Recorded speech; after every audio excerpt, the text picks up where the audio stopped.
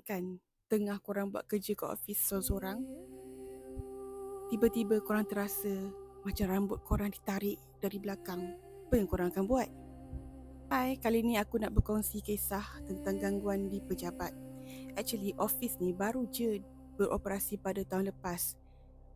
Dan pejabat ni untuk pengetahuan korang merupakan branch yang kelima. Tetapi, ada satu benda yang macam pelik sikit lah dekat office tu. Tak tahu apa punca dia sebenarnya. Staff orang kata apa? Turnover dia tinggi. Maksudnya staff selalu resign. Tak resign pun kadang-kadang MIA. Kisah dia bermula, apabila seorang cleaner bercerita. Sewaktu dia sedang orang kata mop lantai di koridor lah. Tiba-tiba dia terlanggar baldi. Lepas tu dia macam nak betulkan balik baldi tu. Waktu tu lah dia terasa macam seolah-olah macam ada benda yang tarik rambut dia dari belakang. Pada asalnya dia mula terfikir, ada siapa bermain ke, bergurau ke, ataupun mungkinlah ada terlanggar ataupun tersangkut sesuatu. Tetapi tak. Rupa-rupanya memang tak ada orang. Dan dia cepat-cepat lari ke tingkat 2 mendapatkan Aina. Dan untuk pengetahuan korang, Aina ni merupakan staff yang agak lama bekerja tau. Sebenarnya dah lebih 3 tahun lah. Dia daripada branch lain. Dia lepas tu ditukarkan dekat branch baru. Sebenarnya sebelum ni pun ada satu orang staff lelaki. Waktu tu pun dia cuba orang kata balik lambat.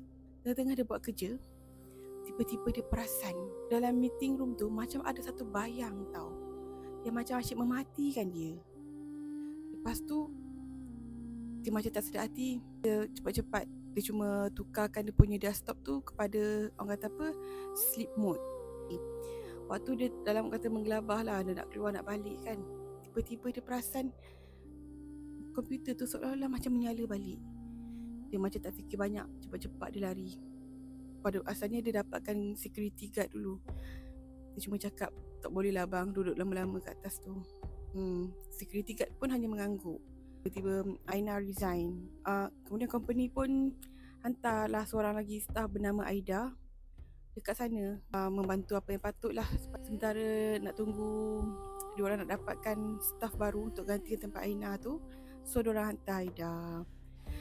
Aida ni memang kiranya orang daripada HQ. Dia memang tak tahu langsung lah kisah gangguan kat tempat tu.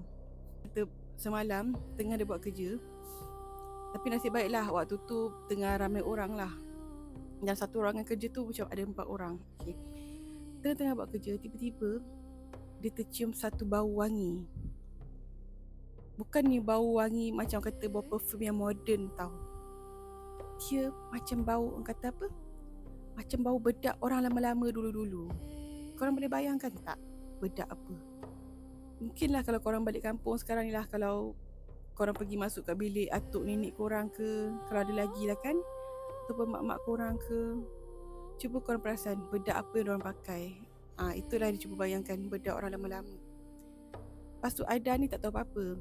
Aida cuma fikir mungkin macam mana ada staff tertumpah bedak ke apa.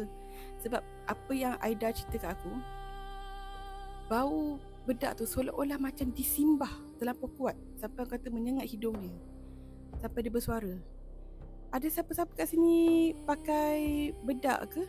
Kenapa bau wangi sangat? Lepas tu tiba-tiba salah seorang staff kat situ, Ong, pun menyapa. Oh, lah, sangat wangi meh, kata dia lah. Sampailah orang kata dah habis waktu pejabat, Aida tersempak dengan salah seorang Romeo dekat office kita orang. Nama dia Hafiz Morsadi. Tanyalah Hafiz Morsadi, Hafiz, tadi kau ada terbau wangi tak? Hafiz hanya tersenyum. Kak, saya tahu tu bau apa. Saya malaslah nak tegur. Pada pendapat korang lah, ada kena-mengena ke gangguan benda-benda halus ni dengan staff yang selalu resign, selalu MIA? Korang rasa kehadiran makhluk halus ni berdampak ke dengan benda tu dan hubungan-hubungan dia sesama orang dekat office? Cuba korang komen kalaulah korang pun mengalami pengalaman yang sama.